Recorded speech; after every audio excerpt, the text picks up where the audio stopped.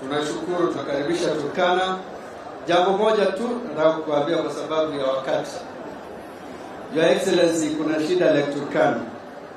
Na hiyo shida imeletwa na uadui kati ya KWS na fishermen. Fishermen wa Lake Turkana sisi hawafanyi fishing, wametoroka kwa sababu wakionekana kwa lake wanapigwa risasi na kuuliwa.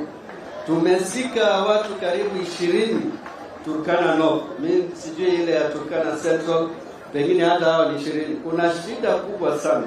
Na naomba Your Excellency uangalie hiyo maneno kwa sababu tumeleta bunge pamoja na mheshimiwa, lakini hatujapata majibu sawa sawa.